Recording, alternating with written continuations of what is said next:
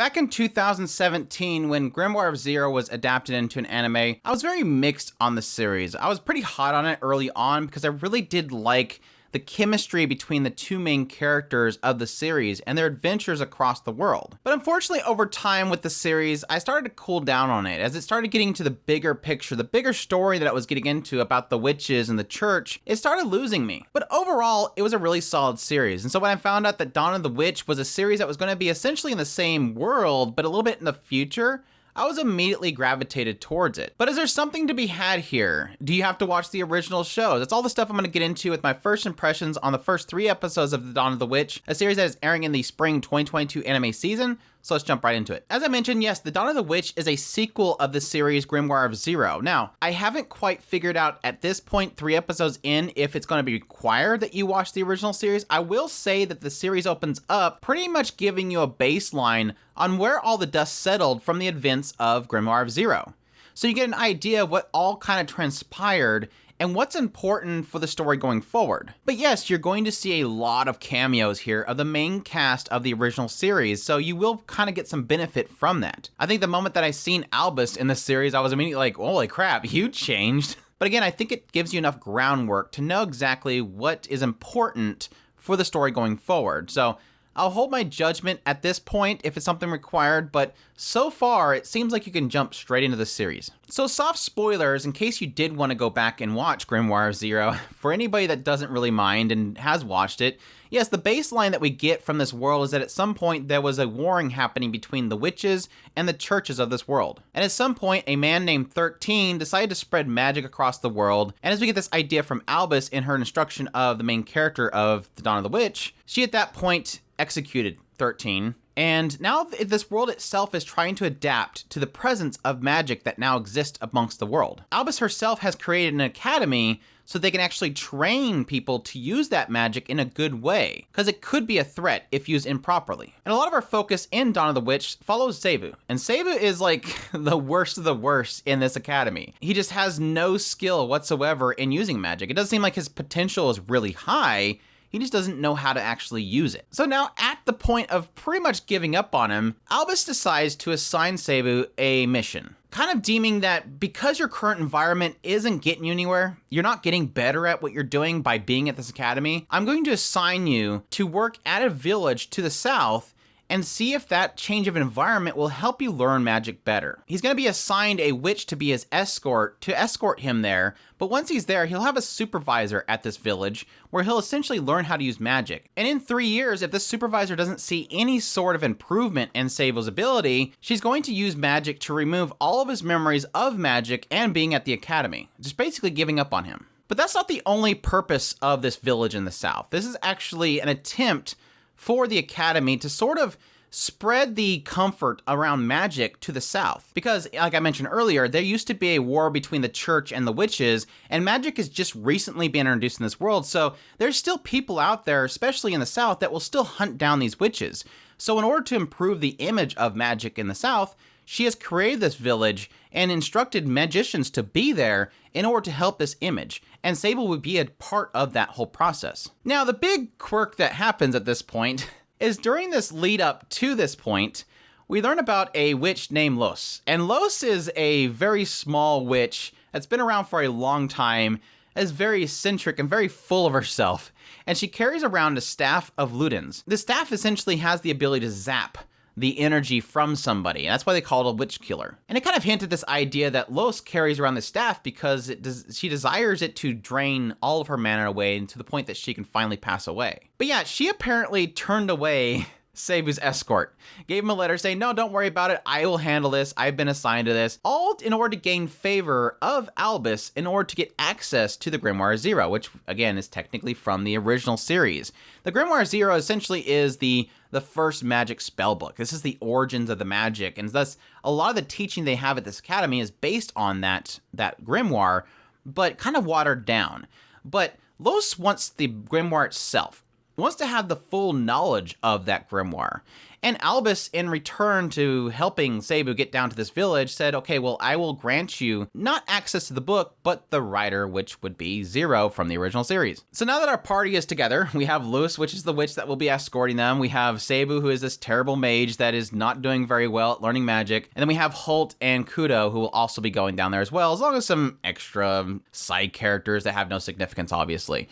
And all of them are traveling down to the south to go to this village. Well, along the way, they end up running into these witch hunters. Yes, despite the fact that the war is now over and the witch hunts have concluded, the special forces that the church was using still exist, and they still love to hunt down witches. So they end up running into one of these hunters. And during this whole encounter with this hunter, we end up learning a couple things about both Kudo and Holt, two of the members that are part of this party. Kudo is a special breed of beast people in that he's a lizard that's able to regenerate his body. And so he was put through a lot of tests. Those people that experimented on him, chopped off his limbs just to see how they grew back and to experiment on him. So he's very much driven to help others and to get stronger in order to protect people. He's got this strong desire to defend people. And that really does play out as you do have these other characters that were involved in this party that he ended up essentially drawing attention away from them just to protect them. Additionally, we get into Holt and finding out that she's technically a spy, as we find out that she was a victim of a lot of the witch hunts of the past. And it's discovered that she has these horns, which kind of makes people believe that she's some sort of demon half-breed. And while a lot of groups, including the church, tried to cover up her identity by shaving away her horns, eventually she's brought into the church to become a spy amongst the academy. And that created conflict in her because now she's a part of this academy where she's accepted and people like her, but all the while she does realize at some point she's going to have to turn on these people and be a spy. And as we wrap up this conflict and we get into the end of the third episode, that's when, yes, we reintroduce Yohei, the mercenary from Grimoire of Zero, a very, very prominent character in that series, which I was definitely excited to see. He is obviously a part of this village. It's trying to make him out as if he's a bad guy right now, but we obviously know he's not a bad guy. But it'll be interesting to see what all that turns out to be. And yes, we've seen quite a few shots of Zero herself from the original series, which I'm assuming is going to be probably the apprentice instructor or whatever from this village. So my thoughts on the Dawn of the Witch. I am really enjoying this show so far. Now, I'm making sure that I keep my expectations low because yes, I was pretty hot on Grimoire of Zero when it first started. I really loved the adventures of Zero and her mercenary. But the thing is, with this series, I think the thing that I'm gravitated towards is that I really enjoy the cast so far. Now, I did have my issues with Seibu early on because he really did seem like, I have nothing, I have no emotions, I don't know how to respond to anything. He was very, very soulless doll, and I wasn't liking that. But it does seem like over time, as he's a part of this party, being near Holt, being near Kudo, seeing what Kudo did to sacrifice himself, with Los's goofy personality, it does seem like Seibu is getting a personality added to him. He's gaining emotion, he's getting expression that I really do want. I did not want soulless doll main character. I've never cared for that. Additionally, Los is absolutely a dork. I love her delusions of grandeur, the Napoleon syndrome, the small character with all the power. She's very full of herself. She's very confident in herself. She'll stand above somebody and just have zero lack of confidence. She's just full of that boisterousness. She's definitely got that 300-year-old lolly personality that, yes, most people are really going to love or either hate. I really enjoy her character so far. She's very much so a go-getter. It does get a little bit in the fact that she's kind of scary in a sense, because in her perspective, because she's lived for so long, she's lost all desire for things. She has no desire for life. She has no desire for things around her. It gets to this whole idea that she was bored until she would come across a battlefield with corpses everywhere because she didn't care about life. She cared about conflict because it entertained her in a way. It gave her something to think about. And I think that's kind of something they're pushing on that character to be that sort of dark side of this character that might be an interesting twist later on. Will she eventually realize there's important things in life outside of just gaining knowledge or seeing destruction and change in life that is humoring her in a sense? Holt, I love Holt so much. I love her character design. I love a lot of the character designs in this series, and I loved a lot of character designs in Grimoire of Zero as well. So I do love the character designer behind this franchise, I guess. And Holt, I love her character design. I loved her backstory. I think she's probably had the most development and most backstory of all the characters so far, because we really do get a sense of her life from the earliest moments of her life that she can remember all the way until now. Again, the persecution that she faced, the running away from the death of her friend because her friend was hunted down as a witch and she had to decline that she knew them so that she didn't die as well. Getting into how she was persecuted because she had these horns, how she's afraid of them, how the church manipulated her against people that she eventually became friends with. It's a lot of cool insights into her, and the fact that everybody doesn't push her away now that they know the truth about her really does give her a place that she feels like she can be comfortable with. But I really like her character. She's just an absolute goofball.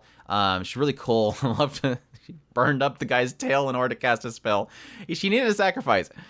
Just having her stand up was really, really cool. I really do like Holt. Kudo is fantastic. I think of all the characters, he's the one that I'm like, I root for, because he is the person that you want to be. He's the guy that he's been through injustice, and so thus he feels like he has to be justice.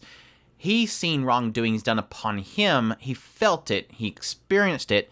And so thus he wants to be this knight that saved him. He wants to be the guy that once saved him. He wants to be the one that does good. And so he does put others first, all the way to the point of his death. And he does feel like despite that, he's still weak because he's not able to stand up and actually defend his own self. And I really did love the struggle that he kind of goes through and the developments he sees because of that. I think we've already really established a solid team of characters who have all great personalities that all really have a decent chemistry coming together.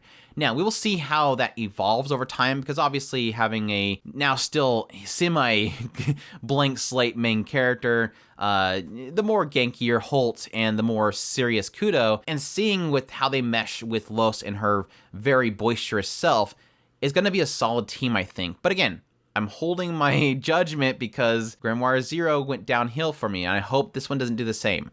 I am curious to see how these characters will now essentially interact with both Zero and Yohei, because like I said, I believe that they are probably going to be both a part of this village they're going to. Zero was obviously the person that brought Seibu to the academy. It shows this very brief scene of Seibu being in this alleyway. He doesn't remember anything about his past. He's just a blank slate. And she came to him and said, I know where you need to be. Like she brought him to this place. So that, yes, he can control his own power because she's seen a lot of potential in him, but he just doesn't know how to use it. And I'm sure we'll probably get into maybe what happened to Sable before he lost his memory. Maybe he was a threat that Zero took down, wiped his memory, and then wanted to turn him into good.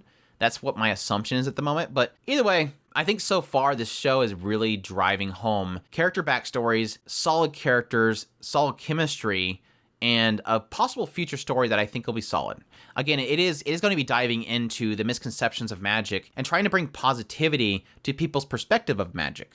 And how they can probably pull that off with this village is going to be probably the driving force, or it could probably just be a backstory to probably a bigger threat they're going to have to face. But either way, I am really enjoying it. Visually, it looks solid. I'm enjoying the visual style of it. Like I said, I really love the character designs, so that's a big, huge plus for me. And every now and then getting a little sprinkle of comedy that I am getting a chuckle out of. So, and yes, some interesting etchy moments because they have to have a bad scenes. But anyways, that's my thoughts on the Dawn of the Witch. If any of that sounds interesting, definitely check out the series. Like I said before, I'm up in the air on if I suggest checking out Grimoire of Zero before this. Like I said, I think it's laying a good enough foundation for people to jump right into this one. But I don't know, fourth episode could jump in and go, whoa, wait, that really needs some context there. But like I said, it lays a good foundation at the very beginning on what's important to know.